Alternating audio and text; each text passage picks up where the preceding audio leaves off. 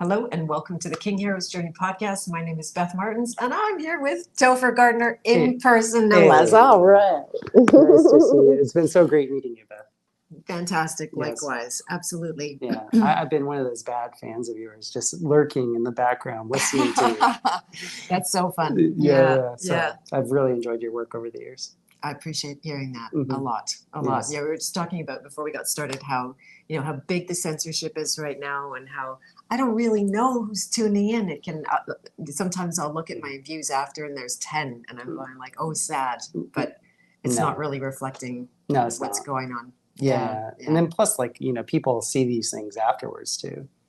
That's Like that- oh, totally. Yeah. That's right. It has a longevity. Yeah, like I know we're in the time of like now, like need the data now, but a lot of times like there are people like come back to me with a podcast from years and years ago. That's it. Nothing dies in this world Yeah. at this point. Yeah. So it's really fun to meet you in person. Mhm. I'm super happy. Like, honestly, I'm a kid in a candy store right now, Mhm. meeting people one after the other that have such depth. And that's what I noticed in our first conversations, that you're not one-dimensional by any stretch of the imagination, not two-dimensional. When I think of you, I'm getting a multi-gon kind of a shape in my mind. Yeah. And that's so fun and very King Hero. Yes. So a lot of what you do is demonstrating leadership, in my opinion, and it's in some really key areas Mhm. that I loved how you introduced yourself, saying you sculpt bodies and buildings, and then I threw in the microorganisms. Was that accurate? It is. I allow for the medium that brings in good bacteria. So like the whole thing with BioChar is, I tell, to make it easy for people, I tell them BioChar is the ultimate condominium for good bacteria. Okay. And that makes it easy for them. Like instead of getting into like the porosity of the carbon molecule and blah, blah, blah, blah, blah, that just like, for most people, they don't want to hear that. Right. But if I use a terminology like it's a condominium for good bacteria, they immediately like, oh, okay. Metaphors work a lot. Yeah. So, I make the medium that allows the ones that do the work, allows them to do the work very well. Nice. Well, I'm definitely going to have to follow up and explore that more Mhm. deeply. Yeah. For sure. Mhm. Yeah. So if you're out there and you would like to say hello in the chat, feel free to do that. I'll just let you know we're on. Oh, we got Anderson in the chat. I'm so happy to have you here. We're happy to have this technology working. It was a little touch and go. We are half an hour late, so apologies if you've been waiting around.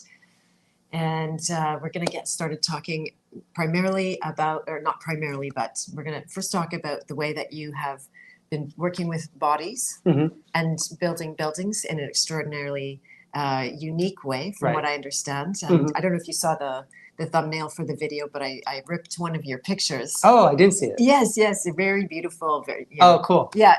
Awesome. Yeah, and we'll get a little deeper into the microorganisms, how you create those condos, and the relationship to carbon. I understand is very important. Yes. But what we're going to do for the most part today is talk about archetypes, because Nice. that's my favorite subject. And the little discussion that we've had about astrology, I could just feel into it, right? Because I'm that person who just feels things, and I could go, oh, deep. Yeah. Yeah, that's my jam. That's your jam. There you go. Yeah. And that's my jam too. So we're in really good company today. Wonderful. Yeah. Wonderful. Yeah. Fantastic. So when it comes to the human body, and and when you use the metaphor of sculpting, because obviously you're not like carving anybody out, what does that mean to you? I was a college athlete. I was a 4-year starter at Michigan State, and I was beat up pretty good. Like my body had all different types of scar tissue. I'd been in a bunch of car accidents, and the type of allopathic work that I was having done on my body was not alleviating my pain state. And I remember my first year out of college, a girlfriend of mine got me a deep tissue massage for a birthday present.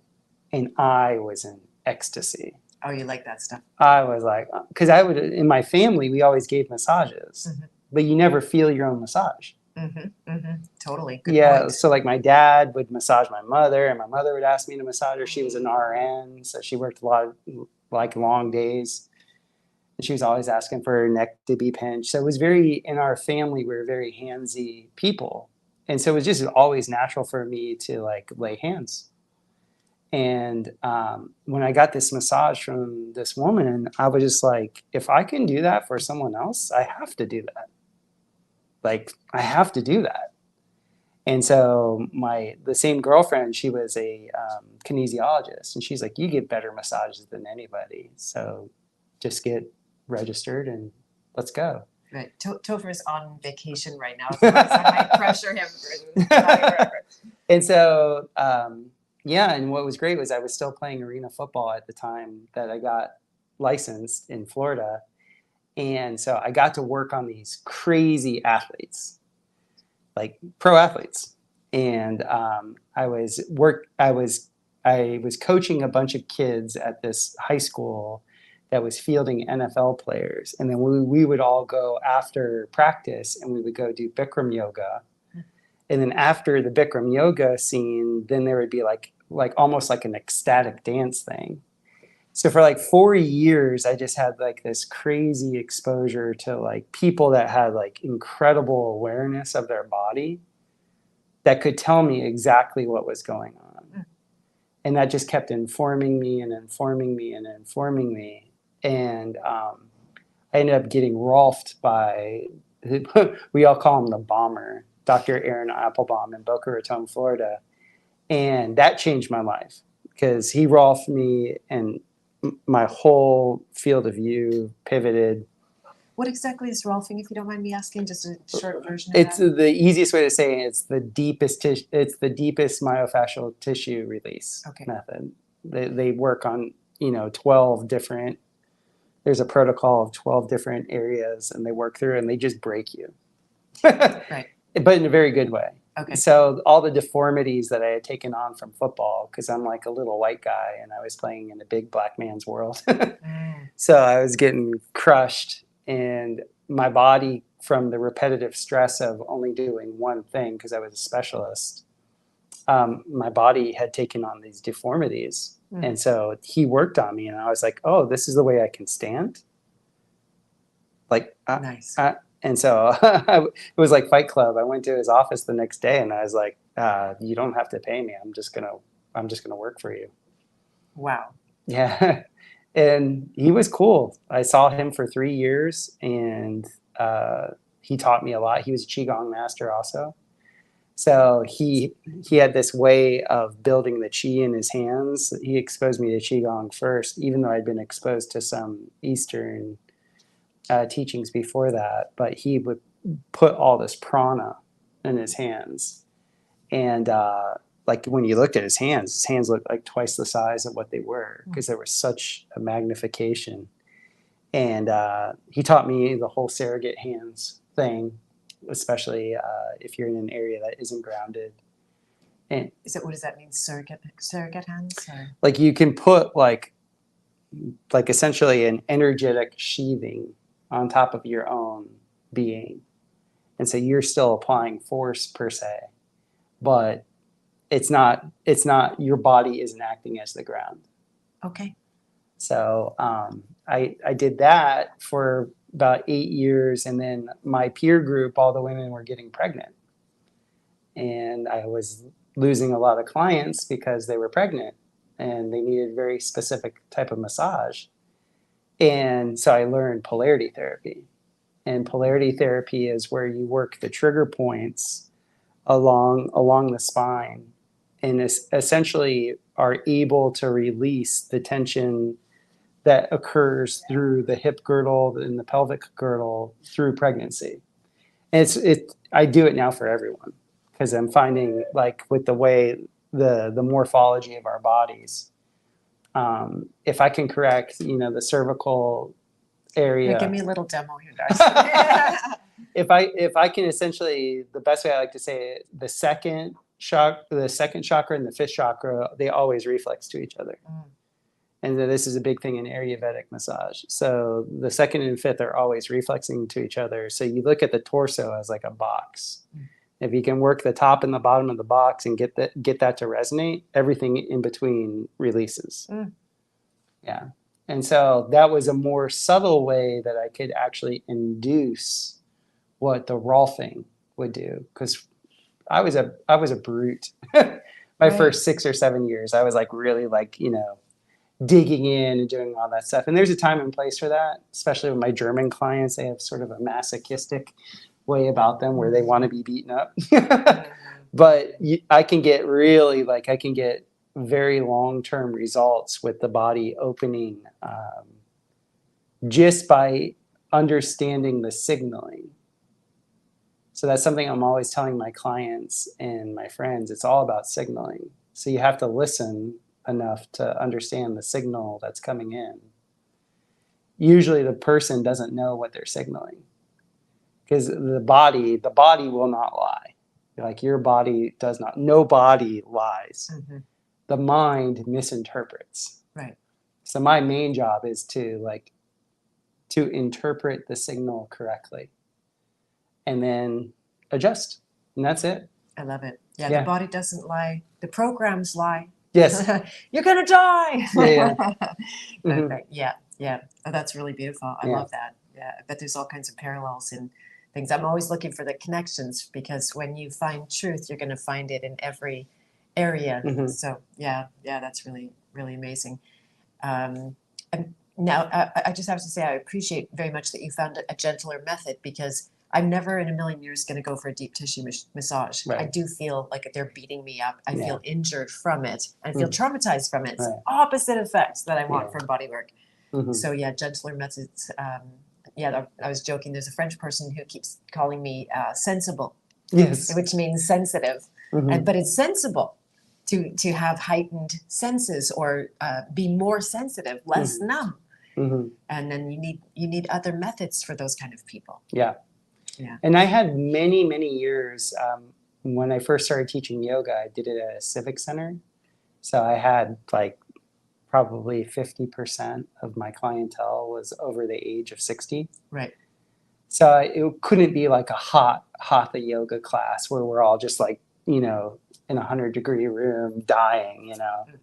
That wasn't appropriate for that setting. And it was really kind of funny. You'll laugh at this because I'm a bulky guy, but I really worked on my flexibility to be an athlete. And so when I took my first yoga class as an elective in college, I was the only guy in there, which was great for me. But the yoga instructor was like this ex-ballet person. She was a horrible instructor because she had been flexible her whole life. She had no way of really communicating what needed to happen. But because I was this bulky, tight guy that systematically went through my program to like release my body, I knew exactly what to tell people. And so when I got to work with the geriatric people and stuff like that, I didn't need to do it just one way. I could actually communicate in a way that was effective for them because I had already been there. I had been this stiff cripple that had sciatica at 19. I had already been there, so I could relate to them. And it was the same thing with the body work. Was I noticed that people that were of a more airy constitution, I couldn't have them massage me because it was literally nothing was happening. Because I'm fire and earth. And when their air would try and do anything to me, I was just like, are you even doing anything? And then I really started to understand, this is what I'm talking about with signaling. Like you start to understand density, energy density. You start to understand just the even though two people might weigh 150 pounds on a scale, how they feel totally different. Like my little girl, she might weigh 40 pounds. She feels like 150 pounds. And when you see it, when she's playing with kids, even kids that are older than her, she just runs them over. It's not that she's trying to. It's just energetically, her density is like mine. And so she's just like, she's a mauler. And she's sweet, but it's just, but that's why I'll never give up body work, is because there's all these subtleties, there's all these nuances to how each we are special snowflakes. Like we're all very specific, and we all have like this very specific, combo key that changes, like with the ethers, changes with like all the different timing of life. And so I just find it like such a great mystery to unravel and unwrap. I love that. Yeah. Yeah. I mean, I'm exactly the same with the archetypes, and the word nuance is like the word of the year now. It's coming up so much. Because if you miss the nuance, then you've got a very blunt instrument. And I also very much like how you talk about, this is my claim to fame often too, in being able to help people, is that I have been very low myself, like near death, in trouble. But if you're just like of the perfect health and everything's always gone right in your life and you have no problems, then you have no map how to show somebody who's over there, and you'll probably have an arrogance about it, like, what's wrong with you? So, it's easy. Right. Just It's totally an area. I saw this with the best athletes. So when I tell people that were outside the realm of professional athletics that, oh, you'll never see the best athletes on the field. And they're like, what are you talking about? I'm like, literally, the best guys, they never even make it onto the field.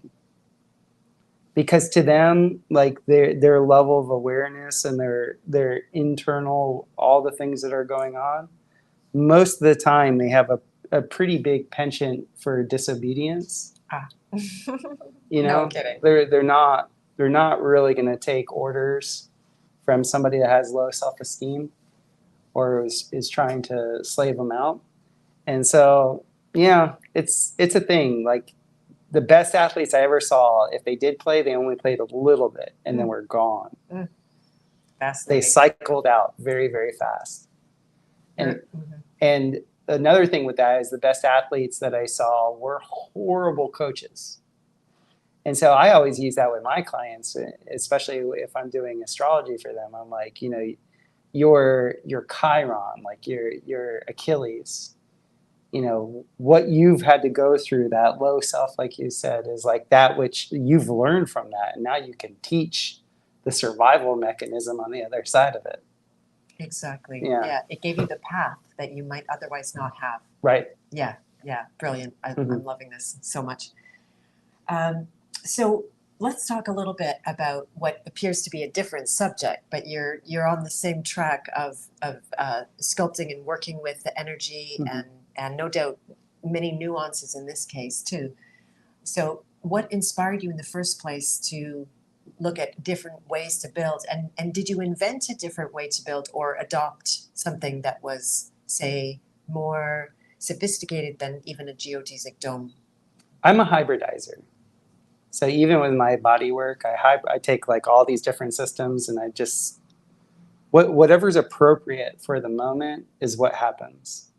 So I don't ever lock myself into like, this is what, like to me, that's not real actually. So I got into domes actually because I'm from South Florida and we have a lot of hurricanes in South Florida. And my dad and I, it was 1991 when Hurricane Andrew hit. And that was like a bomb went off in South Dade. Like it was crazy. It was demilitarizing them. And 60 Minutes, I forget if it was the year before or the year after, it was right around then. Well, they did this expose on this gentleman on one of these barrier islands in North Carolina where he couldn't get insurance anymore for building a home because his barrier island kept getting hit by hurricanes. And so he hired this Italian firm to come and pneumatically blow up this massive dome home for him out of ferro-cement. And my dad was building skyscrapers at the time. And I would go to where they would test like, hurricane-proof windows and shoot 2x4s at things and see like what could handle what wind ratings. And so my dad was always in the back of my mind saying like he liked the rustic, like the more rounded, the more unfinished type of construction, even though he was building all this, glass and steel. But then we were watching this thing on 60 Minutes and this dome, and my dad's like, that's the way you do it. that Just intuitively, he knew that? he knew. He was like, Wow. and then in being a Floridian, we would always go to Epcot. Right. And so Epcot, for those of you that don't know, it's a sphere. I think it's a 9-frequency sphere. And it's one of Buckminster Fuller's, I think one of his more advanced sphere designs. And I was just amazed by that and seeing that as a little kid. So I always had it in the back of my mind. And when I ended up moving to Costa Rica, we had a series of really medium-sized earthquakes, but they happened right after a super wet rainy season. So we ended up having these lahars. Which is? It's essentially where you get liquefaction, where the ground just, all your solid ground starts to move like a river. Wow. That's a lahar. Wow. And so there were these $1 million homes on the ridge that were just reduced to parallelograms. You know, this whole neighborhood by me, you couldn't get to because the whole road dropped 4 meters. Like it literally, there was no way in or out. Unreal. And they were at the top. And so it was a thing. Like it was a real thing. And so I'm looking at all this, and I was land rich but cash poor. And I just did the common sense thing. I was like, because I was seeing contractors build really good post and beam homes, but the post and beam homes, like in that situation, they're useless. You know, because of the way a post and beam home works is when when you get this lateral destabilization, the roof always fights the base. Where in a dome, it's like the whole thing moves as one. And so I was like, I can't afford to build a home. I can't afford to build a home that's just going to go away. I want to stop you for a second. I like that the root fights the base. Yeah. And so that pulls up a whole bunch of metaphors, or not metaphors, but actual experiences that you can use metaphors to describe. I don't know if they're hearing that sound outside. It's pretty. I think there's a little bit of a noise cancellation. Yeah. Okay, yeah. And then, so when you have internal resistance or internal conflict, and maybe you're going in 2 directions at the same time, or maybe you're going in several directions at the same time, and you're pulling maybe against your own center, you're losing energy to that, and then you're really easy to take down, or something will come along and push you're out. Definitely. But if you take out that internal resistance, I'll let you keep talking from there. Yeah. So I was looking at that, and at the farm that I was staying at, it was really cool because I was doing massage there, and I was just getting into gardening. And it just happened to be that they were hosting a permaculture design course. And I had never gardened in my life, ever. And here I am, like, being a quasi farm manager for these PDCs, and I'm like around all these really granola type people for the first time in my life. And I really didn't know what was going on, but they made a lot of sense to me. Like they were making a lot of sense to me. And when I moved to Costa Rica, I was a vegetarian, but I got really sick. And so I was like, I'm not gonna eat anything that I'm not willing to kill. So that farm gave me the ability to take responsibility of the slaughter process and like really feel that. And so I got really, really in tune with energetics of spaces, because this farm had a bunch of Schauberger's principles implemented there. Right. So I became this like Schaubergerite. No. Just in our room here. So nice. Yeah, you want to go ahead? I'll say hi to some more. Yeah, and so I was getting really sensitive to like shapes essentially, and Schauberger's all into the egg. And I was learning how to build at the time lancet archstones, which is like half of a Vesica Pisces. So it's like that. And he would say that's the male side of the egg, and that the female side was the hemisphere. And the way you wanted to put your eggs in your garden was that the male was inseminating the ground. So the narrow lancet arch was in the ground, and that the hemisphere was above ground because that's receiving the male energy from the sky. And I could see like this farm could grow anything, but none of the farms around it could. And can I stop you for a question? Yeah, go. When you say male energy of the sky, can you elaborate on that? Father sky, mother earth. So positively ionized, negatively ionized. What about the sun and the moon? Do you see them as masculine or feminine? I actually see the sun as a portal.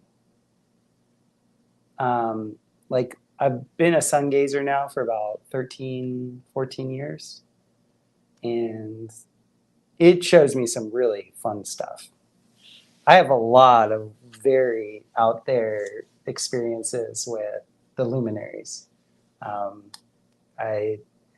I think this place is a very, very interesting place. Let's just say that. But the best thing I could actually liken the sun to, the alchemists that I know, they say that the sun is exalted oxygen.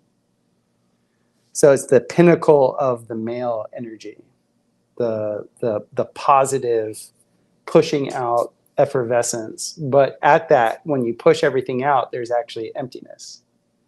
So it is a portal. And that's why when you first look at the sun, it's like, ah. But once you look through what's being pushed out to you, there's nothing there. So I see the sun that way. The moon is mysterious to me.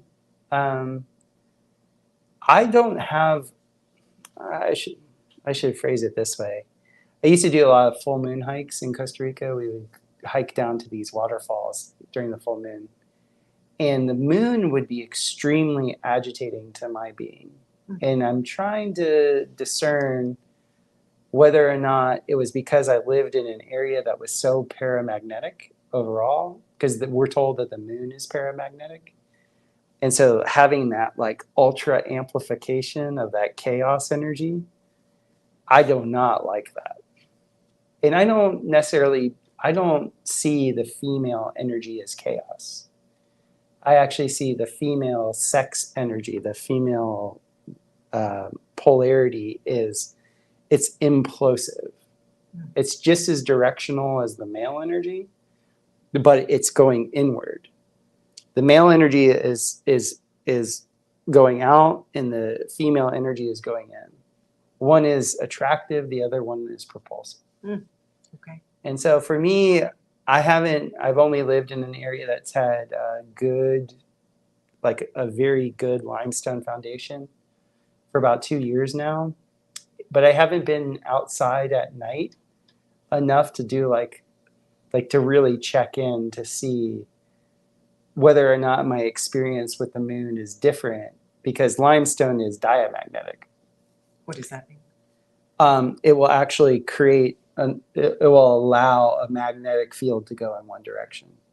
Paramagnetic means they're going in every direction. I see. So it's kind of repulsive. It's chaotic. Like if you have something going in every direction, it's going in no direction. And that's a good quote right there. Yeah. Yeah. It's sort of what you brought up before, like when I was talking about the lateral displacement, shear, Exactly. with shear. Exactly. Yeah. And so you can kind of see where all this kind of gets back into like body work too. So I'd already been essentially working on levers. Like when you're sculpting a body or whatever, you're just working levers. And in polarity therapy, it's really cool because you can use the body as the lever without actually applying a stress. And because it's the proper signal, the body just takes it. It's like, okay, there I go. I'm going there now. And it's the same way with building. I was like, this is kind of dumb to build these stick frame buildings in an area that shakes a lot. Like it's not appropriate. It really isn't appropriate. But the dome technology that was down there. Oh, and by the way, because I do massage, I got to be in some really trick spas.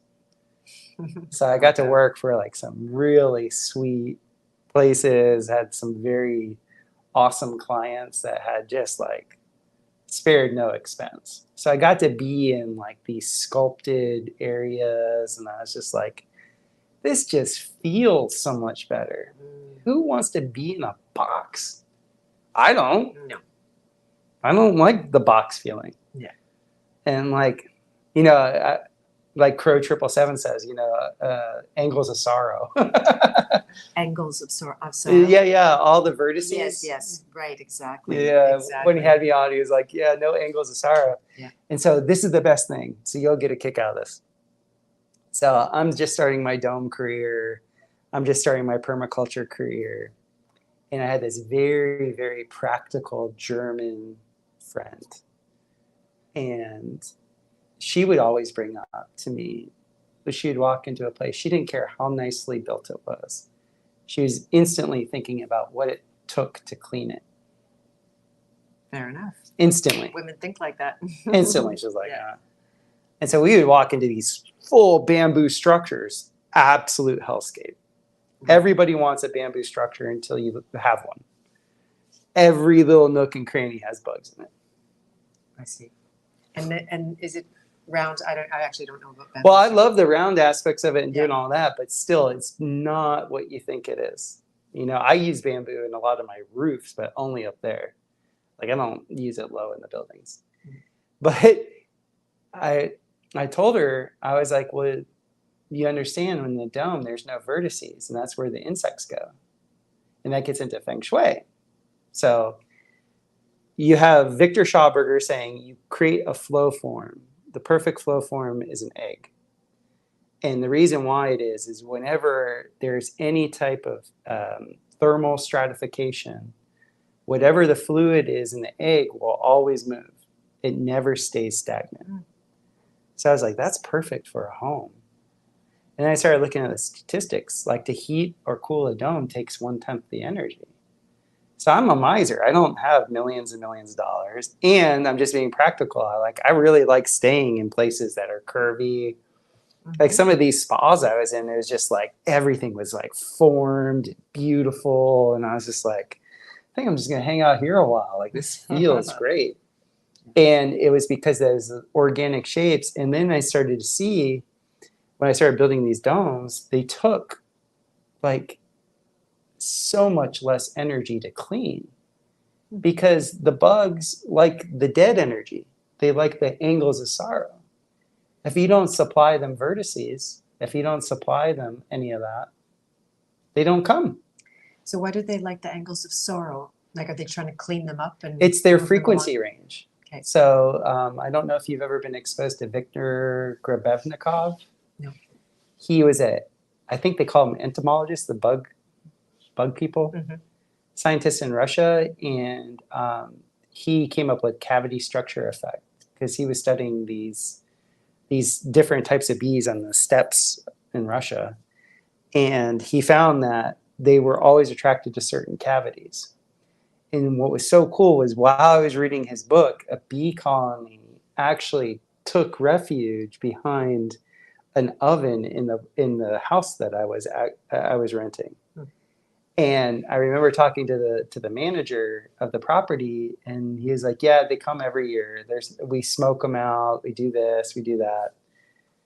There's nothing we can do." And then I'm reading Viktor Grebevnikov, and he's like, "Yeah, it's cavity structure effect. The cavity that's there gives a frequency. The shape has a frequency. The geometry has a frequency. The drones just find it. They signal to their buddies to come, and it's game on." And we're like that. That's the thing. We've been detuned from it, though. We actually have a cavity structure effect for our own bodies. So everything that I was doing was like showing me like, there is no outside and inside. It's just, it is. It's process orientation. And it's just like, none of us are an island unto ourselves.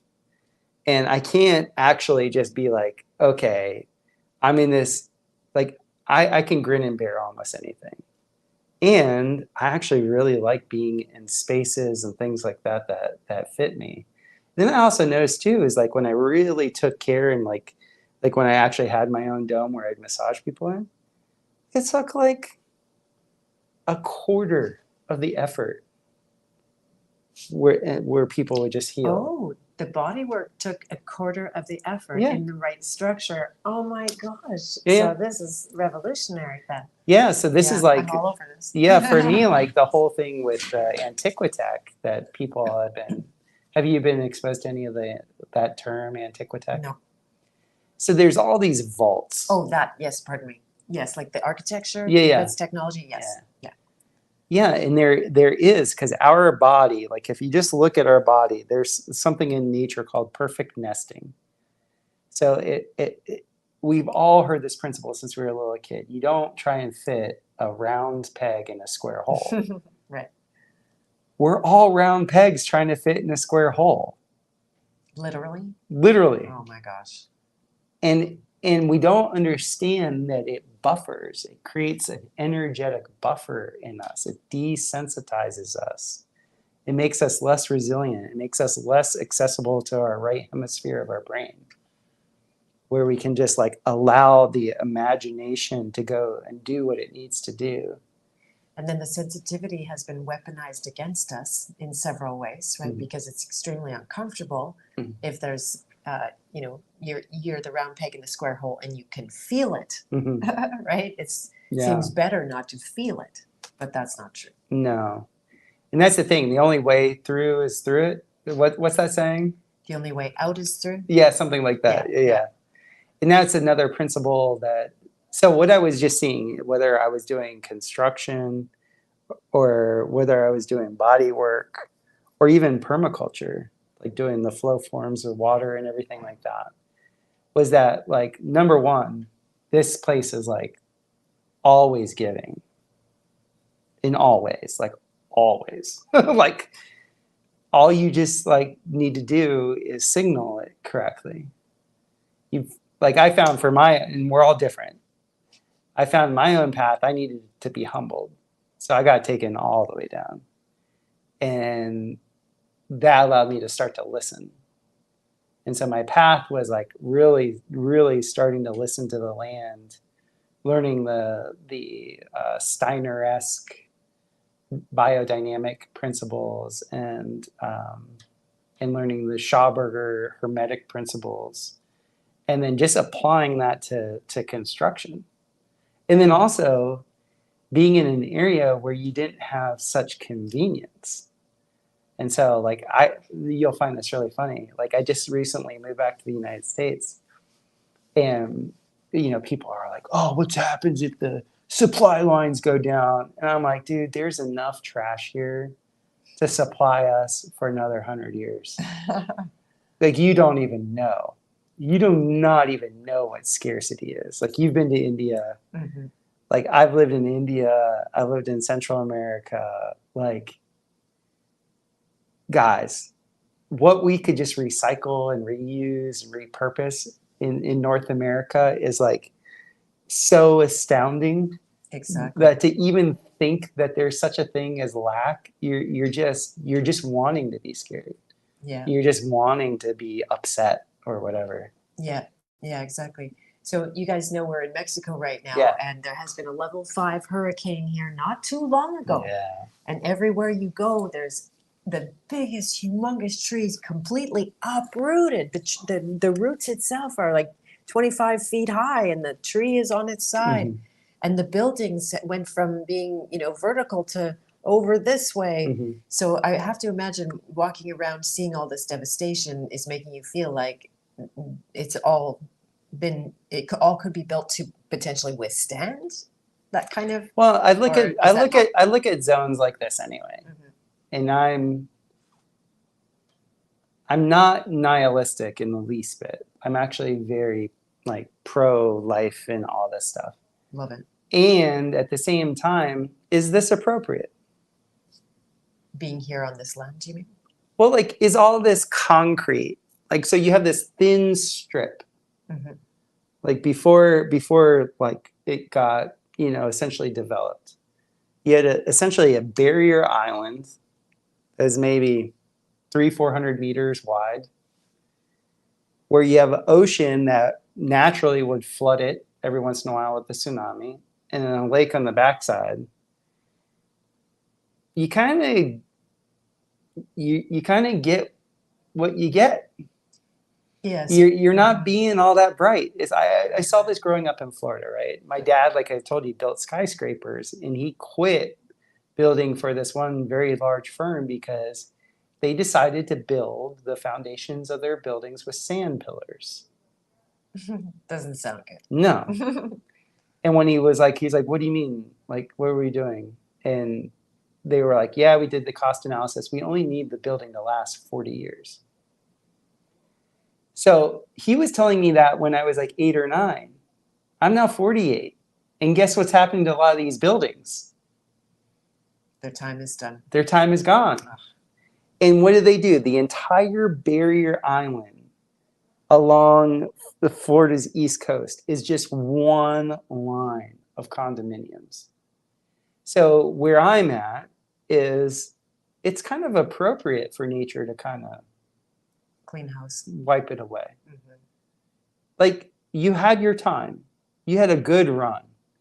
You had good 70, 75 years of being on a very, very dangerous piece of land to build on. Inappropriately. Like you were not actually gauging your surroundings.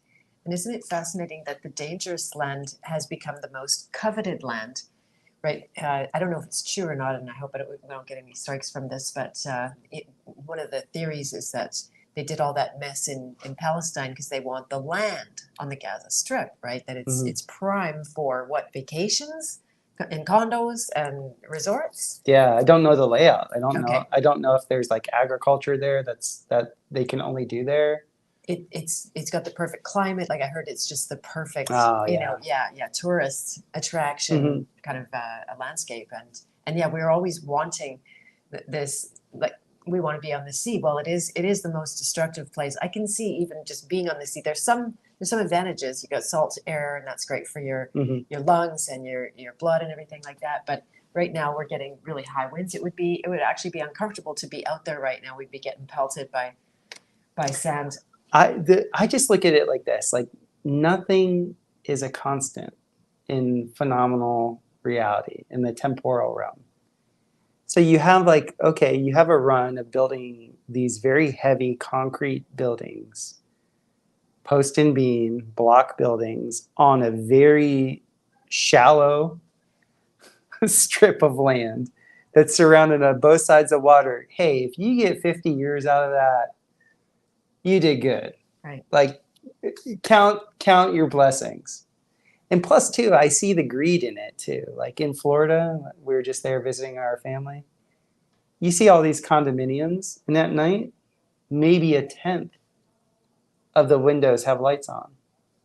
There's no occupancy in these buildings. Oh.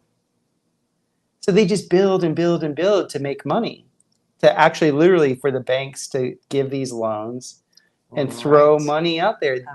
None of these buildings are actually there because of consumer desire.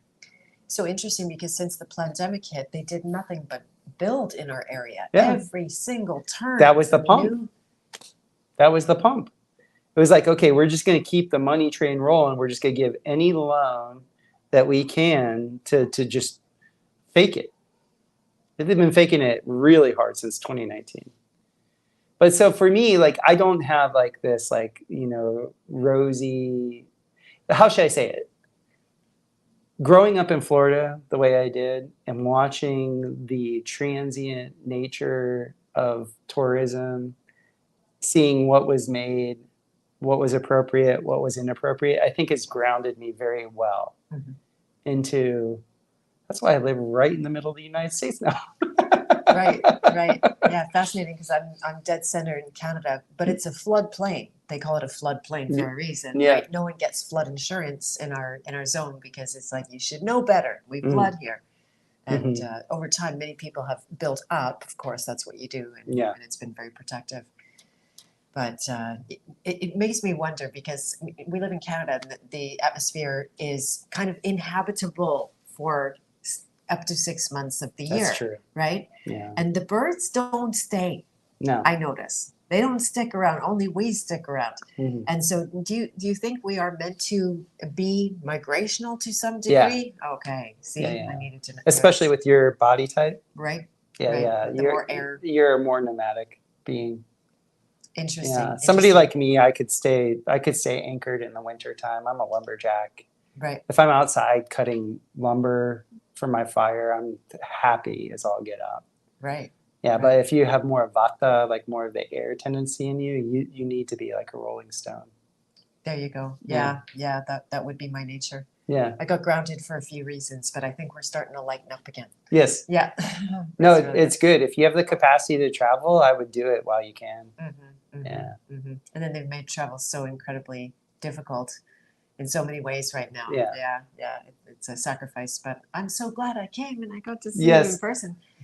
So we were going to talk a little bit of microorganisms and move off into the archetypes, which I can already feel them coming right when you're starting to talk about body types. Those are archetypes, and no doubt there's a fit there in the realm of microorganisms as well. Yeah. So do you want to talk about the?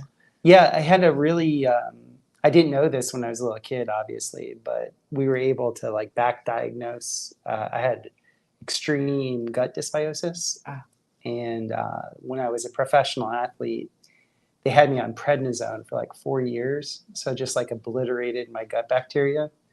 So I literally had like bleeding ulcers until I was like age 30, and I didn't know what to do about it. And I was kind of embarrassed and I was scared, so I didn't really talk to anybody about it. And I ended up meeting a woman that was treating her son that had just recently become autistic. And he had become autistic from getting a tetanus shot. And it was like, it was obvious it was the shot. And she had been doing the GAPS protocol, and she found that really helped her son. And so I started to learn about that. And at the same time, then I was being turned on to terra preta, which is the South American way of saying BioChar. And I was building for Tom Newmark, who used to own New Chapter Organics. And his whole cohort of people, they were like, oh, Topher, you got to look into terra preta. And it was BioChar. And for those of you out there that don't know, they found these massive lines, almost like the Nazca lines in Peru, of just like very thick black carbon. And at the bottom of the carbon, they would find these terracotta pots. Is it different than charcoal? Yes. Okay. I'm going to explain. Get there. Okay. Because it's so different. Okay. It looks exactly the same, but the devil is in the details of this.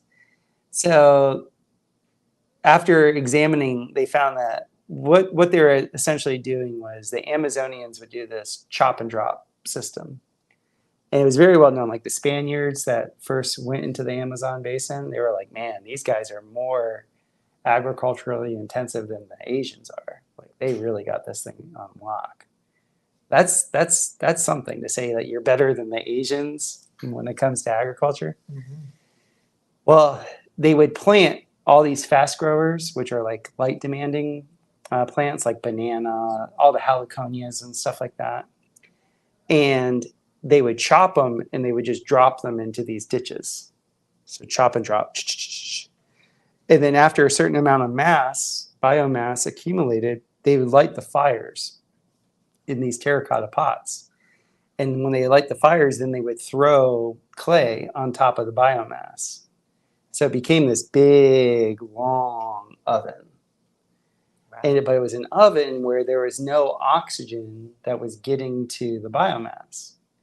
So charcoal is when you burn biomass, but oxygen is hitting it. That gives you an oxidative stress on the carbon, and that makes it a positively ionized material. When you don't allow oxygen to get to it, there is no oxidative stress from oxygen. There is technically oxidative stress because there's heat, but there's no oxidative stress from added oxygen combusting. and you get a negative charge, it becomes and this is another thing, if depending on the heat that you get, it becomes super diamagnetic. So like the most diamagnetic metal that we have is bismuth, and on a scale that's like 16. BioChar is like 48 or 49. It's 3 times the amount of diamagnetic energy. So when people talk about like electroculture, I tell them, yeah, you can do all that copper stuff if you want, or you could just use BioChar. In the soil? Yeah. Very cool. Because that's increasing your diamagnetic charge. That's the whole reason why it cleans water. It's the whole reason why good bacteria comes to it. It has this super diamagnetic charge. And the way you can think of diamagnetism is it's giving a pattern to its surroundings. Like just before when we were talking about the paramagnetism, how I didn't like that feeling. Diamagnetism is the exact opposite. It's like it's giving a direction. And so the Japanese were really into using effective microorganisms in their concrete. And they found that when they would do that, what the effective microorganisms would do is they would get into the concrete slurry, and then they would all start moving in one direction, and they would create like a microforge in the concrete. And so you'd end up having like forged concrete. So you'd have a super strong concrete that didn't have like any of the cracks or the stresses because all the bacteria were moving in one direction. You can kind of think of biochar as doing that in your soil. It's giving a direction, and nature loves when you signal her. When you give her a signal, she's like, all right, I'm on it. I'm here. Nice. Like, okay, let's rock. I know what you want. Oh, I have to excuse me, I have to interrupt you because everything is waiting for our direction. Yeah. To give direction. Yeah. But we don't know that. You know, whether it's your body, your land, your community, the police, the government, the banks, they're waiting for your direction. Yeah, that's so true. And so that was really neat too, because I was like in my area in Costa Rica, like a lot of people think you go to the tropics and you can grow anything. And it's the exact opposite, because the tropics have a lot of bauxite soil, and bauxite is aluminum silicate. So it doesn't allow for roots to really get any nutrients from the ground. And it's because if there was no modification from man, you would just have canopy forest there. You wouldn't be growing vegetables, because those canopy trees, they actually get all of their nutrient from the ocean.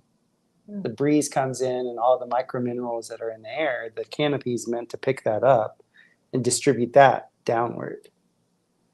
Well, now dumb human comes in and is like, no, I want to grow something that's from Europe here. There's like, hey, there's no carbon in the soil.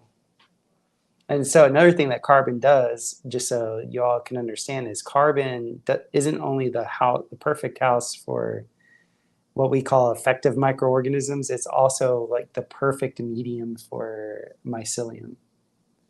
And mycelium is the magic, because that's like the communicative network. That's the one that's giving the signal to the alchemist. So you could say that the bacteria are the little alchemists that are transducing, I'm going to take this aluminum and I'm going to transduce that to silver. Well, it's the mycelium that's saying, hey, I need silver, I need silver, I need silver. Interesting. Yeah. Interesting. And so carbon, that's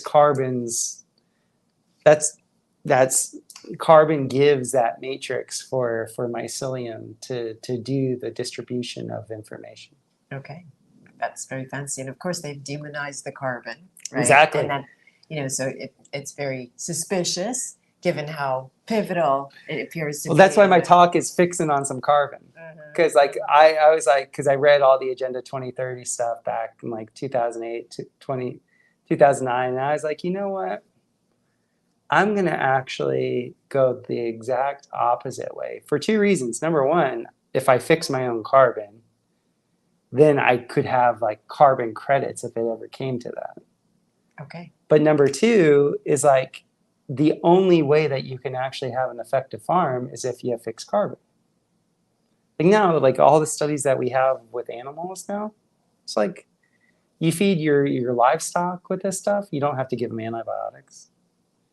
Because it attracts the good bacteria Exactly. to do their job. Yeah. Yeah, and they're finding like cows and pigs will put on all this really good weight.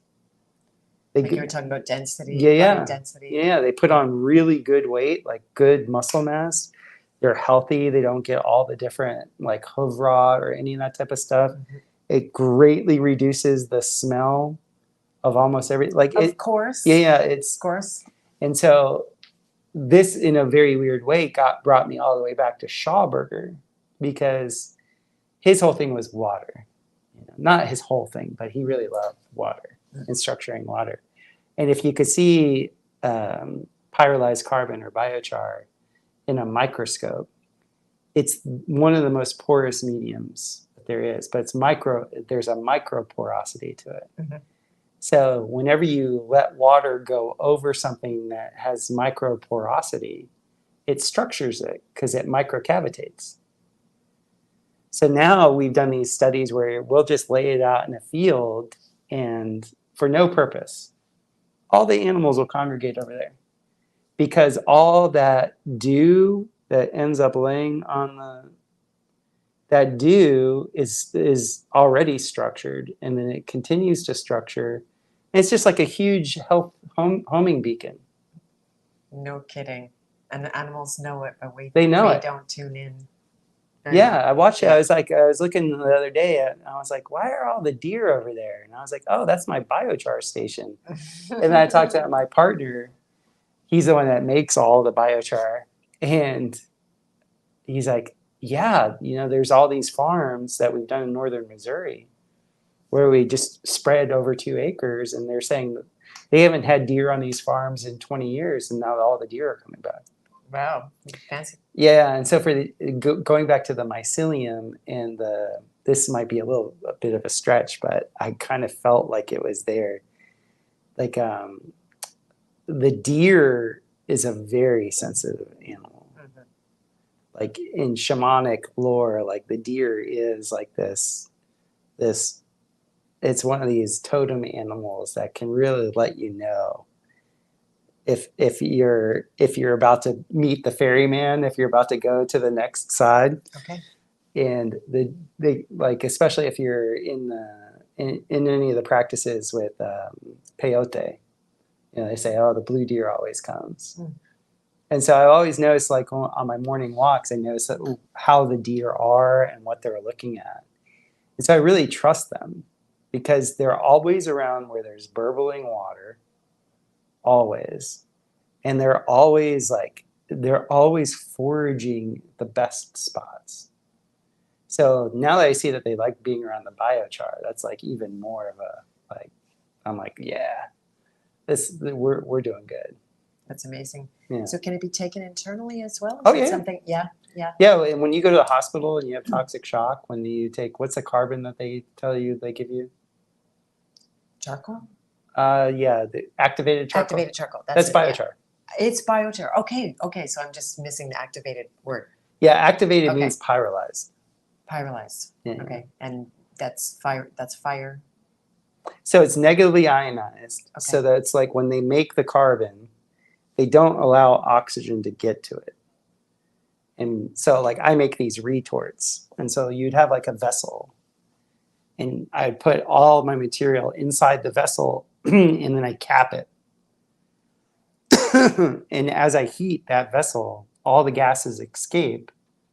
The heat continues to rise, but no gases can get inside. And then that retort, everything cooks within it. All the volatiles leave.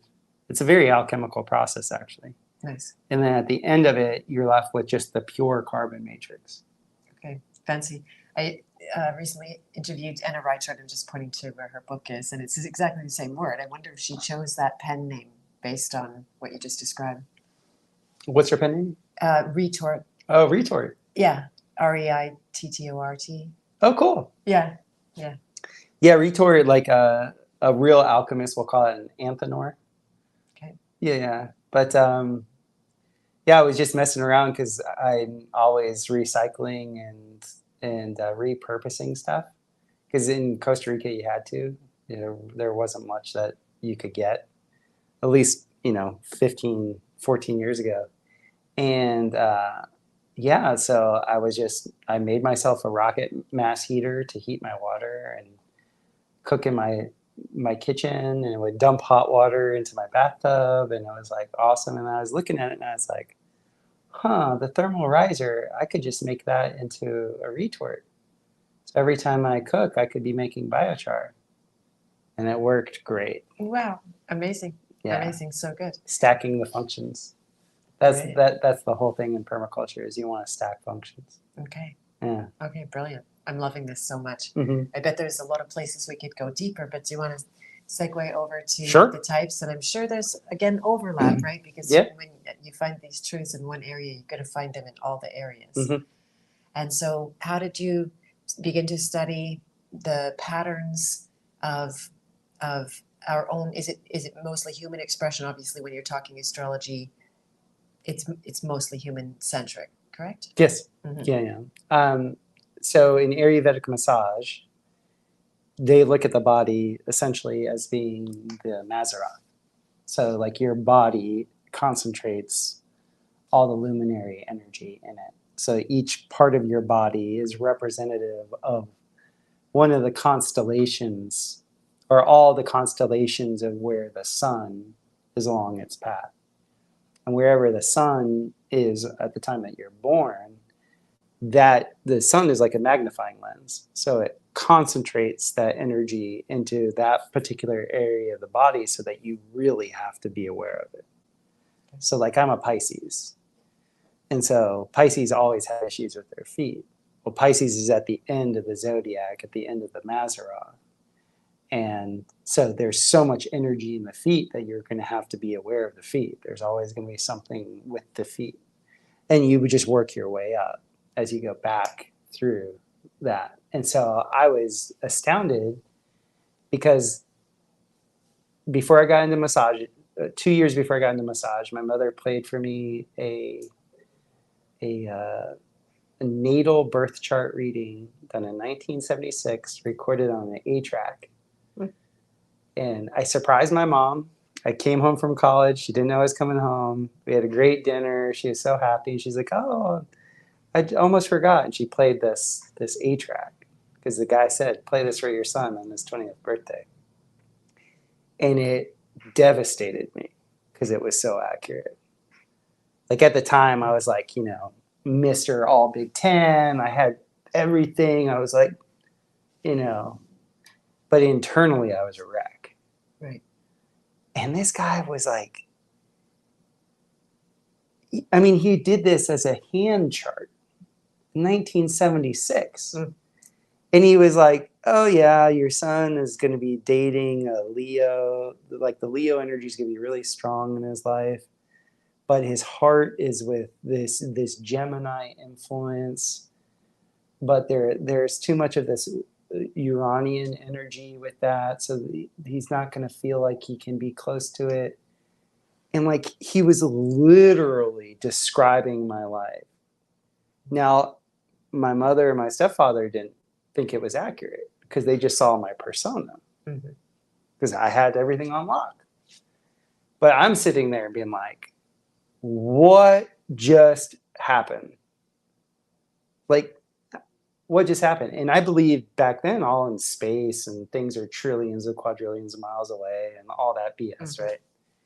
And so I was trying to reconcile this.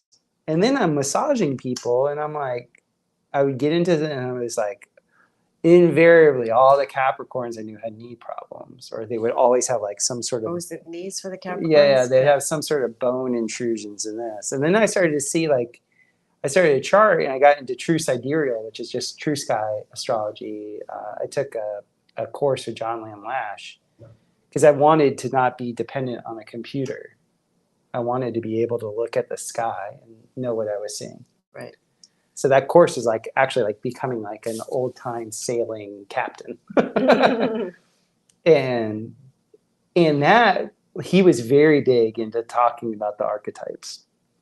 And then I would just see like how certain people, like I would just find like, oh, like my other friend Beth, and I was just like, oh, like she's the, she is Sagittarius. And then and then she'd be like, no, I'm what did she think she was? She thought she was Scorpio. And I was like, no, you're not Scorpio. You're Sagittarius. And then when I started to do the true sidereal and like actually do the real sky charts on people, I was like, that gave me another level of refinement. And I was like, because like I said earlier, the body does not lie. It will not lie. People get attached. Like if you were told when you're 12 years old you're a Pisces, most Pisces will hold on to that till the day they die. Right. No. But so I'm not a Scorpio then. What's your birthday? November 16th. No, you're probably Ophiuchus. What's that? Ophiuchus is the 13th sign that was taken out. Oh, wow. I'm not on the map. Yeah, it's actually really cool. It has a few archetypes. The main archetype is the wisdom tamer. But the other archetype, which I've been working with symbolic studies, you know, Mario. Yes. So he has this he's going from solar to polar. And that's what Ophiuchus is doing. Like if you see the constellation and you see the artwork, he's actually opening up the plane ecliptic for you to go inside to the polar archetypes. He's actually the gateway. So they've pretty much kept us in the ring, Lord of the Rings, of the solar magnification. Like the solar magnification is obviously very important. But it's not the end all be all. Like we have so many frequencies and so many of the luminaries are working on this all the time. Like depending on what client I'm working with when, you know, they'll be like, oh my God, I can't believe this and this happened. And they'll be like, oh, there's that transit going on for you. There you go. There you go. Do you combine it all up with the body work and the astrology and everything? Wow, yeah. How nice. Yeah. How nice. Yeah. I cannot not. Because if I was to ever like give myself like one moniker, it'd be that I'm a scout. I could totally relate to you being a hybridizer. I've always been the same. I'll look in a little bit. I'll take a little bit of some. Oh, I'm going to take that and I'm going to work it here. Yeah. And then, another little nugget. I'll take it there unapologetically. I remember in my yoga days when I taught yoga, people would ask, well, what kind of yoga does Beth teach? And then they have to say Beth yoga. Yeah, so exactly. Like, yeah. Why wouldn't you just take the best of everything that actually works and not have to be married to some theoretical body of knowledge that you can apply? So yeah, that makes a lot of sense. Yeah. So that for me, it was, I just really could see very distinct patterning running through people. And I think it actually came to me because I needed to become more compassionate. Before that came to me, I wasn't so compassionate. I was more of a uniformitarian. And then as that came to me and I worked on more people and did more charts, I was like, this person cannot see what that person sees. Right. And uniformitarian being someone who doesn't see the nuance of each being, that it's like, this is good and that's bad. Right. It's black and white. It's like, this is the only way. And everybody is experiencing the same thing. Right. And I'm like, no. Now, are both true at the same time? Because it seems like you've got the spectrum, like the highly nuanced, the incredible complexity, the moving target, never mind that, right? Like whenever you take an image, it's a photograph moment in time. Right. That can't really explain the overtime. And so you've got that. And then at the same time, everything can be distilled down to discrete elements. And maybe not elements, but even in the level of consciousness, that's one of the beauties of what I do, that when you simplify things, and not necessarily like inaccurately either, at the level of signature vibration, they're identical. Things that you think are different are not different. Mm. And so it seems like those two dimensions exist at the same time. I could see that. Because for me, like there's nothing static. Exactly. There is nothing that's static. Right. That's illusory. So like within this illusory temporal realm, like everything's like phasing. Yes. It's just Yes. it's an interference pattern over another interference pattern that's creating a tertiary interference pattern, and then that like the ocean waves that right. when you go and you see and the two waves coming and they would have done something different, but then they merged and there's a new experience. Mm-hmm. Yeah. So like I can totally see that. It's really kind of funny that there are certain archetypes or certain signs that I see that are extremely consistent. Well, actually, let me rephrase that. They're all extremely consistent once you know the nuance of each one of them. But there are some that are so hilariously like them. So like I have a friend that is like strong Capricorn male. He doesn't want to hear anything about astrology. He doesn't want. He doesn't. Like my son, he hates astrology. Everything's black and white. Mm-hmm. Everything is like okay, goal orientation. Like the executioner. Execute at a high level or execute you and it's hilarious because I cannot talk to him about this type of stuff. Like he's literally told me not to. Right. Yet he's demonstrating. And I'm like, dude, you don't even know how funny this is. You don't even know how funny this is. Like just the fact that you're being like this is exactly proving my point. There you go. I can relate to the fun of it. When you recognize patterns, from the earliest age, that's what we're wired to do, mm-hmm. and there's a joy in it to see the pattern. Why do you think that is?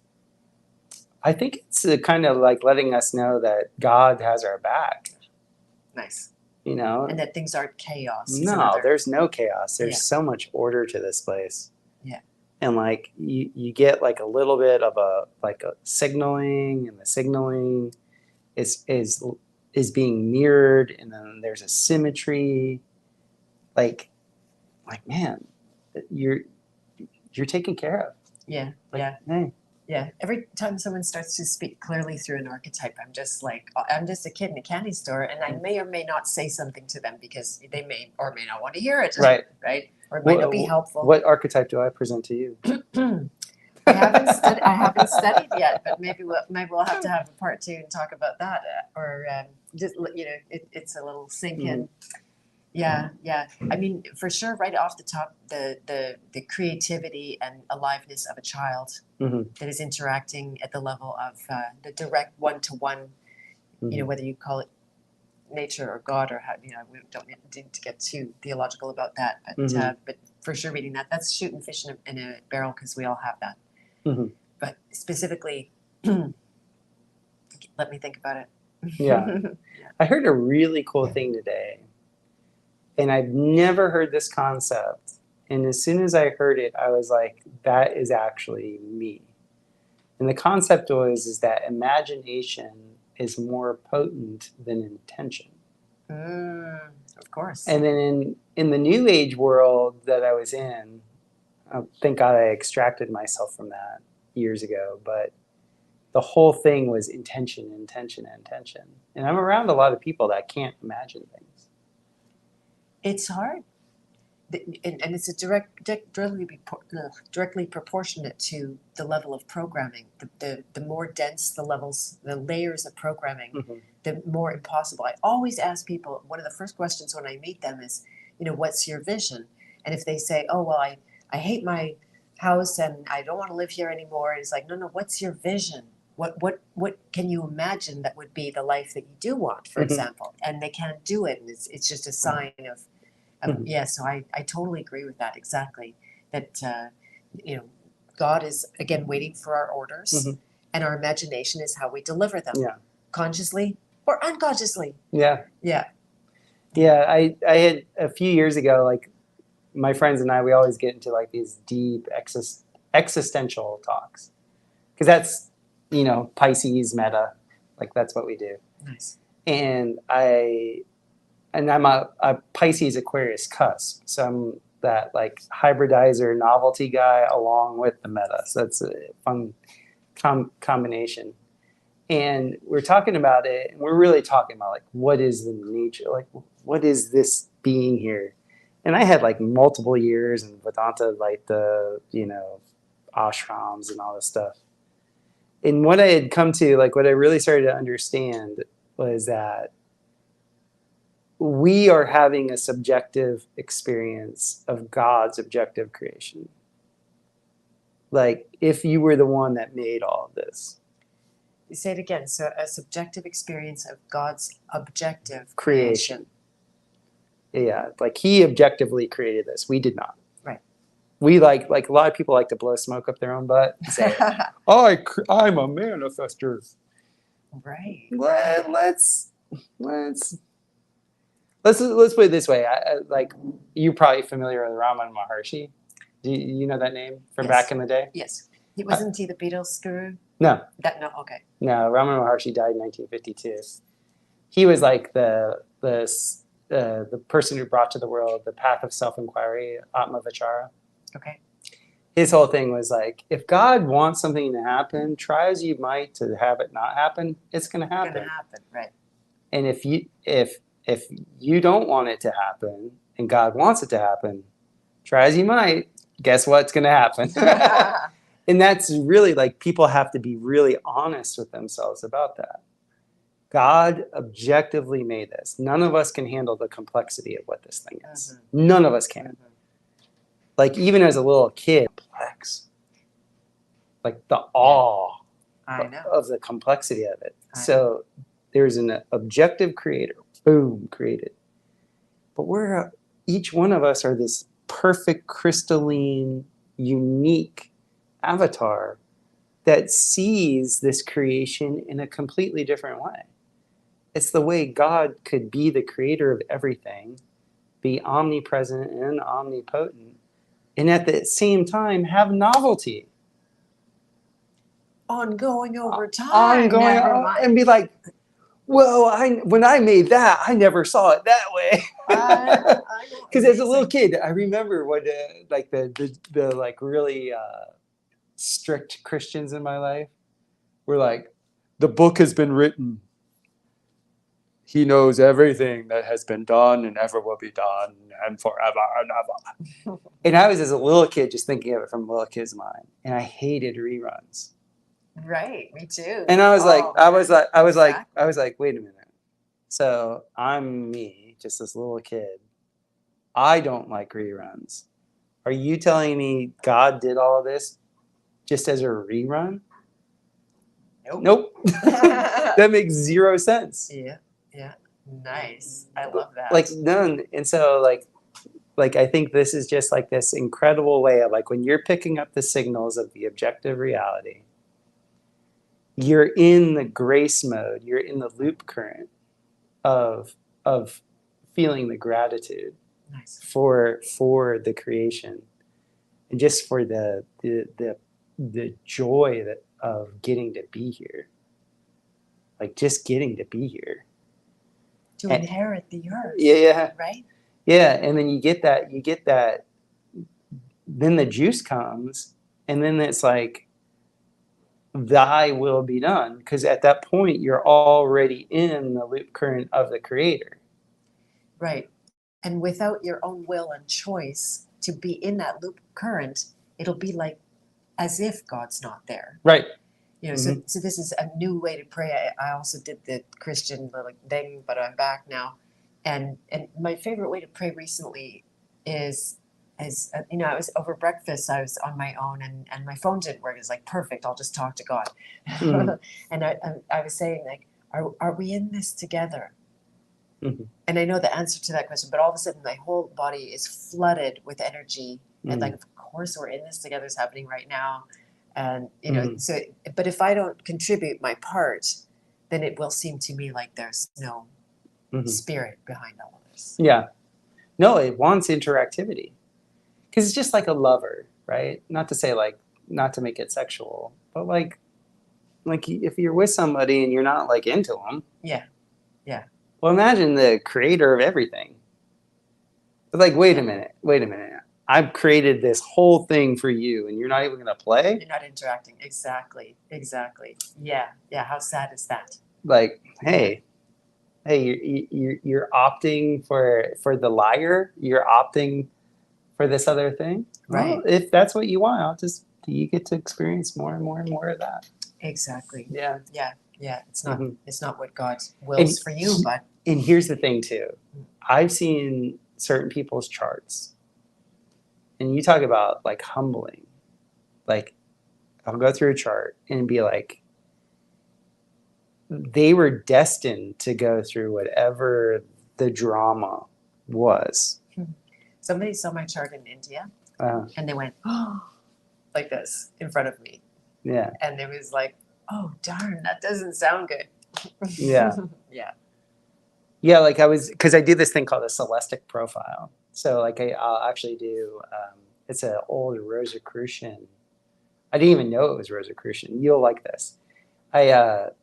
So all these women that I was massaging that became pregnant and were having their babies, I started to notice that these kids, as I was watching them grow up, they weren't presenting as their birthday.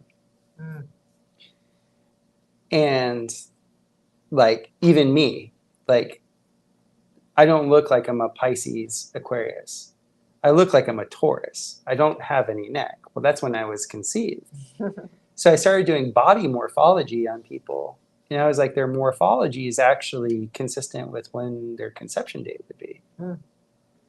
Okay, so is your astrology based on more of a conception date then? Yeah, I'll do a comparison between the birth chart and their conception date. Which would have to be approximate because you can't. I can get within 6 hours if we have 6 hours. Yeah. How can you do that? There's this whole method that they sussed out over 500 years. Okay, and is not every baby book baked in a different time frame? Oh, they are. Yeah. And where the moon is and everything like that will tell you like whether you add days to 273 or take days away. Like there's so many ways of looking at the chart.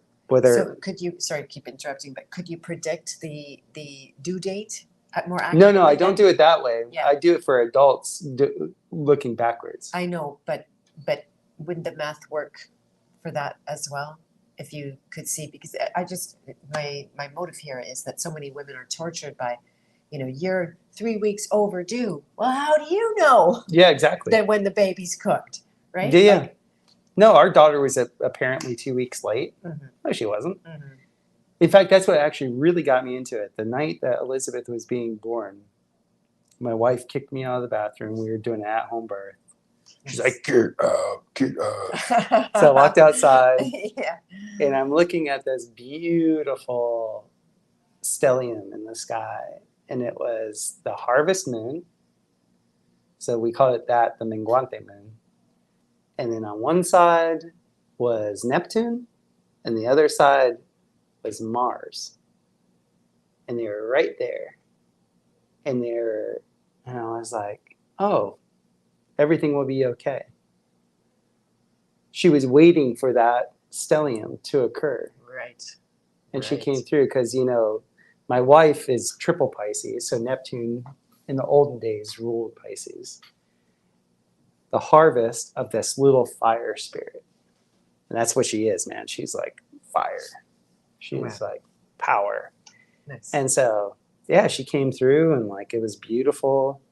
And we knew exactly when she was conceived. And I knew I was in a community of women that were conscious enough and they trusted me enough to actually tell me about that type of thing. Mm-hmm. Mm-hmm. And like some of these women were like, no, I knew when I got impregnated.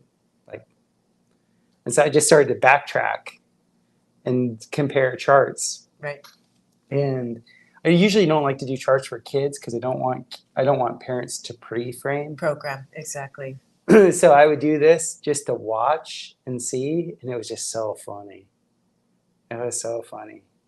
And so to do that in combination with using the real sky as my anchor point for how those luminary energies are the way I tell my clients is like the luminaries themselves are just like your etheric freckle. It's not like it's out there. Mhm. It's just the perimeter of your consciousness. Amazing. I love that. Yeah. I love that. So it's not like there's this no in and out like you were saying before, right? Yeah, there's no like this thing is doing this to you. It's like the Pluto archetype or the plutonic energy, like that energy, you can't see Pluto in the sky, you can just see what it distorts. Whatever it's in front, it distorts. And so that's what Pluto is in us. It's that aspect in us that is distorts and transforms, and like it like it's disturbing because there's an unknown chaos to it. You know, there's just like it's like there's no stable footing with it. And so that, just because it appears to be out there, that's just God's benevolence and being like, okay, if your consciousness can only go that far, I'm going to give you signs and wonders at the perimeter. And that, you know, the zodiac man then is completed. The zodiac woman then is completed. As above, so below. Like, here you go. I'm not going to leave you in the wilderness without a flashlight. How beautiful. Yeah. Because life becomes so much better. You make better decisions when you're doing what is authentically you. And the biggest problem I've seen with myself and then clients that I've had is pretending, like doing things that I thought I should do. Exactly. And that's how I nearly died of cancer. Mm-hmm. Thinking that I wasn't doing the right thing by society, by my family, Mm-hmm. by, you know, and I internalized all that. I'm bad and wrong. And yeah, and I literally couldn't survive the veneer of that. Mm-hmm. Yeah. Yeah. So it's when I can show people like, hey, look, this is your ego, which is just your conditioning. It's not a big deal. We all have conditioning. This is you without conditioning. This is like your authentic being as you. It gives people a lot of freedom. Here's one example. I have a friend that is extremely hard worker. And like he is a super dad. He has 5 kids. He's like always on it. He's there for his community. But invariably, every day, there's some sidewinder thrown his way. Well, when I did his chart, I was like, dude, you have Uranus in the 6th house. You're always like, sorry, bro. Just expect the unexpected. Would that apply to me as well? You have Uranus in the 6th house? I don't know. Like, didn't you say Uranus something like that's not Scorpio? It would be. No. That's Ophiuchus. Okay. Oh, sorry, that was a different word. I didn't recognize. No. So Uranus is Uranus. Oh, okay. I just pronounce it Uranus. So people don't snicker. So the Uranus energy, the archetype of that is a spontaneous change, like electric change. Right. And I think I do have a bunch of that stuff going on. Yeah. Yeah.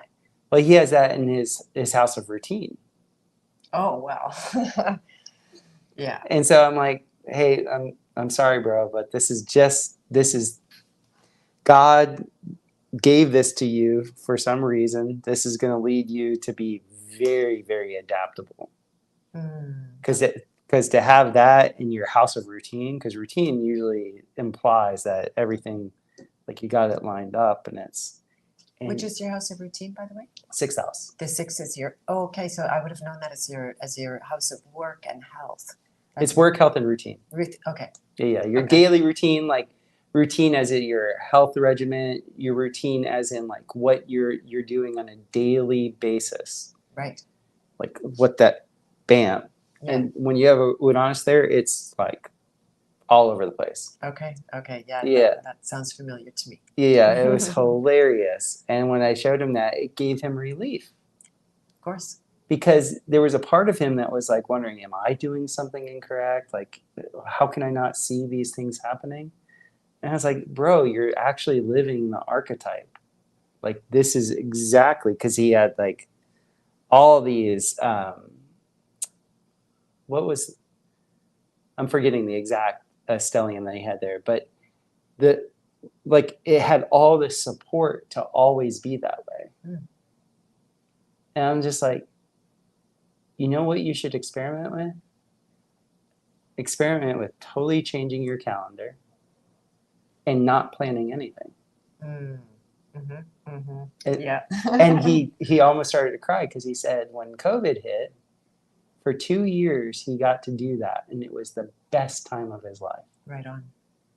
He said, he's like, oh my God, like we bought our farm and I was just home and I was just doing whatever I needed to do. And I didn't have a schedule. And I learned so much. I grew so much. And I'm like, right. So it's not just Uranus is going to make your routine crazy. It's also saying maybe you shouldn't have a routine.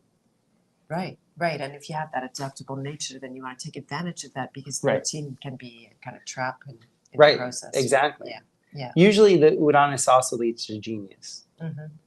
Because I see genius as it's God's spontaneous epiphany. And so if you're regimented, then that spontaneous genius of God doesn't really come in that much. It doesn't have much of a place. No. Exactly. And that's why I cannot stand routine. I prayed early on, I probably didn't need to pray for this, but that every day would be different. Yeah. And God's like, are you sure? Yeah. Can you take it? And a lot of surprises in my life. And I love that day to day when I'm facing something new, unknown, even a frightening new unknown is better than a routine. I mean, there's some advantages too, right? With health, we come traveling here and there's no routine whatsoever. I go in the bathroom, I have no idea what to do, right? It's just like, or the kitchen or anything like that. So there's a place for that, maybe grounded routine. But I want to be able to flow with inspiration as much as I can. I don't schedule a lot of my time for that exact reason. I'll only allow, like what we're talking about, calendars earlier. So I'll try to be as strategic as I can. And then God bless all of you who work with me. Michelle's here. I want to say hi to you guys pretty soon. We're gonna start wrapping up pretty soon for this time. I do hope you join me for at least one more interview. Definitely. To go deeper into things. But yeah, my schedule can be, oh, sorry, can we do that at this time instead of that time? And so God bless you all for your flexibility if you're listening. I want to shout out, by the way, just to quickly jump over to this, because in the House of Free Will, I have a coaching training called Journey Code. And thanks to the pandemic that ruined the routines, I began to create a 7-month training where I'm now training coaches to do what I do, which I thought would come way later in my life. And today, as of this year now, I've run my 5th training, and I had 1 apprentice last year. Now I have 5 apprentices learning to be trainers. Oh, great. Yeah. And they are covering for me while I'm talking to you. Wonderful. Yeah.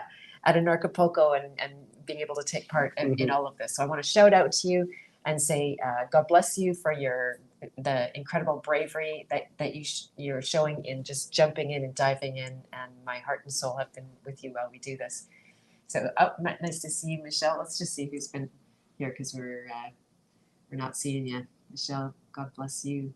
Wendy, nice to see you. Michelle, another Michelle, fantastic. And Jacqueline Carroll, always want to learn the side reel too. David McDonald is here, and Crimson Angel, Platus. Mike New, nice to see you. Michael Mike Kinder, I met somebody with your exact name here. I was like, really? You don't know him? And so how do people take advantage of your work, Topher? It's so hands-on, like what you're doing with because like, where do you live that I would have to take a plane to? Yeah, I live in Missouri now. Right. So right. I live in the Ozarks of southern Missouri.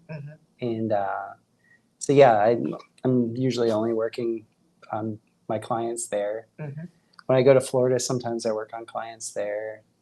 Do you do any remote work at all, like with astrology? Yeah. People just usually reach out to me through topherhq.com and email me. We're updating the website, doing all like the stuff to make us like more up to date. So I'll have all my services on there, but usually people just email me and then whatever they need. I do all types of construction consulting, obviously building, and then I have the service of like, you know, going through people's celestic profile. And like Michelle's healing home, we had a great talk. We really got into the Capricorn of it all. Oh, nice. Yeah. Nice. That's awesome. Michelle's a gem. I really love her. Yeah. Howdy, Topher. Nice. Yeah. Yeah. And and then I have my podcast, the BioCharisma podcast, which is we're doing pretty well. Like we're growing at a pretty steady clip. We have a pretty cool Telegram chat, which is a lot of fun. Oh, good. I'll have to join that. I'm on Telegram a lot. Yeah. Those guys and gals are a lot of fun. So I'm having a lot of fun with it because for years I was sort of like this very eclectic person that was like into all this stuff and I didn't really have anybody to share it with. And I would have like a few people that were interested in it, but they were more interested in like stealing from me. Right. That's lovely. Lovely. Yeah, I went through many years of that, of like, you know, thieves. And so now I'm just in a phase where I'm like, no, I have a really good support group, have great local community, and, you know, I can kind of travel and help people with wherever they need me. That's fantastic. Yes. Really good.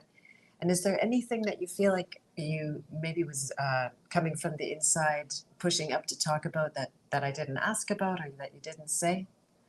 No, I felt like the flow of this was great. Nice. I enjoyed it thoroughly. Yeah. Yeah, great conversation and potential for a lot of different exploration as well. Yeah. Yes.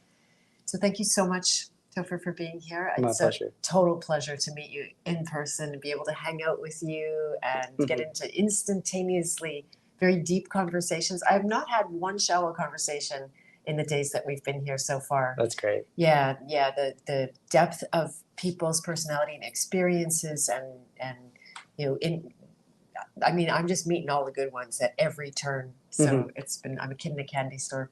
Awesome. Here. Yeah. So good. And it was the earthquake didn't seem to matter at all. We do have a few freaked out people, but I didn't feel it myself. I mean, I felt the earthquake. I just didn't feel afraid of anything wrong happening.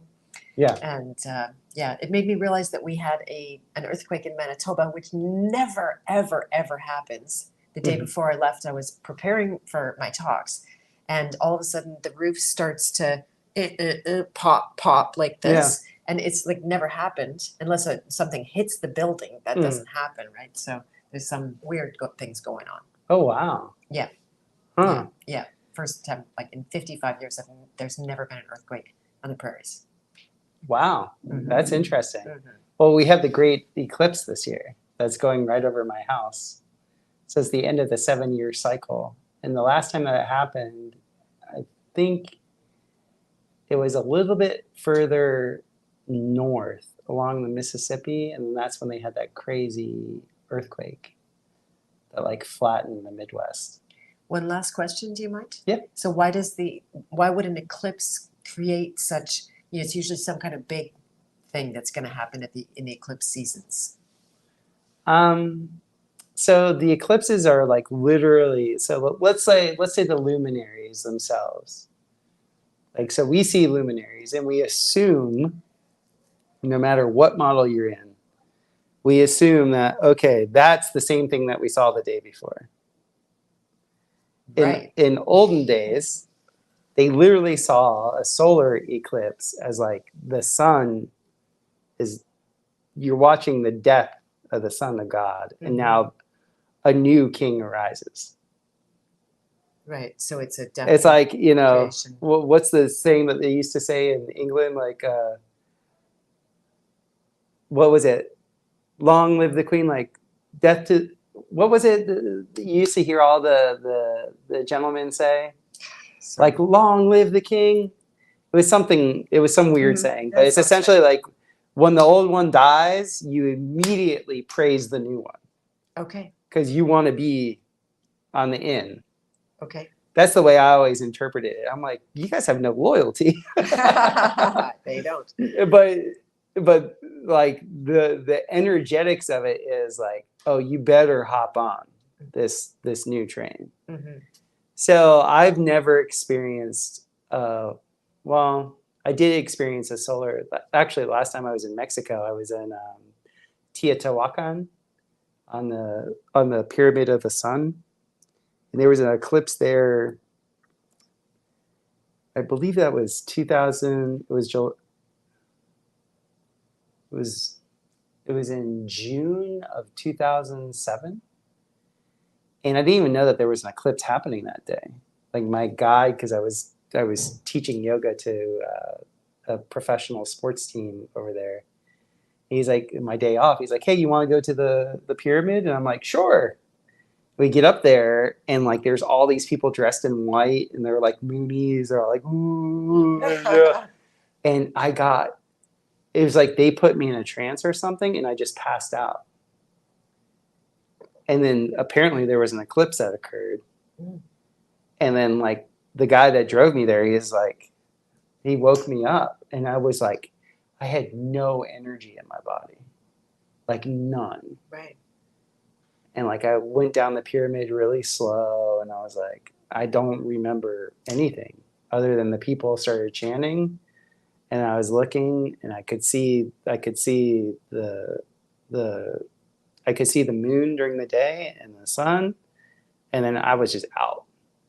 So this will be my first solar eclipse, and I'm thinking that the solar eclipse, when you look at the sinusoidal pattern of it, it is like, if God is putting limiters on things, or if God does do this, like, okay, this is appropriate for this time.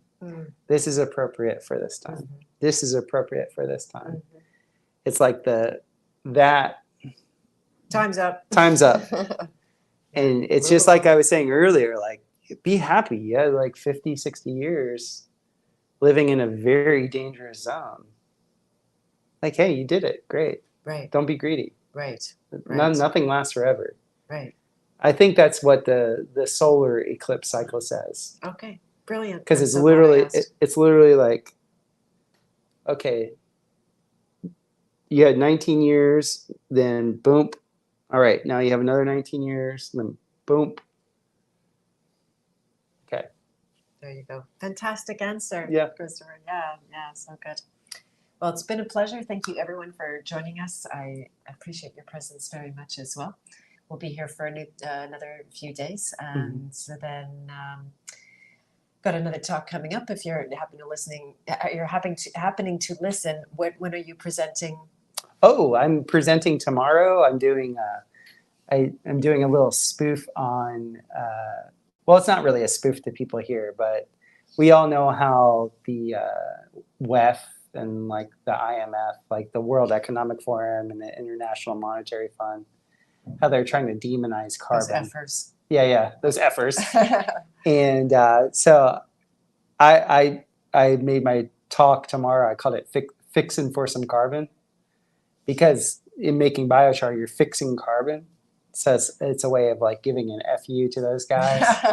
At the same way of like growing really good food for yourself. And then I have my workshop on Friday morning at 10, which... darn, we're in conflict there.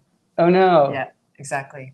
Yeah, so that is going to be where I actually show the system that's in place. Tomorrow is more of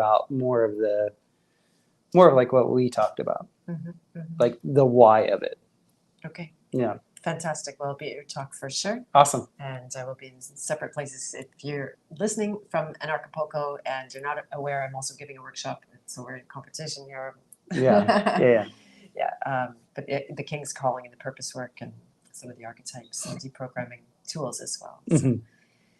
All right, my dear. So have a beautiful rest of your day. I'm not sure exactly when I'm going to be on again. I tend to decide it spontaneously, as might be appropriate to my archetypes. Definitely going to sign up to do a chart with you, because I'm super, super curious to see. Yeah. Yeah. Yeah. Yeah, I've been having so much fun, especially the more Mario opens up the polar gates for me. It's going to be very specific to your Ophiucan, I guess you'd say, sponsorship. Nice. Yeah. Nice. Yeah. Awesome. All right, everyone. Have a beautiful rest of your day. Lots of love for now. Thanks once again. My pleasure. My pleasure.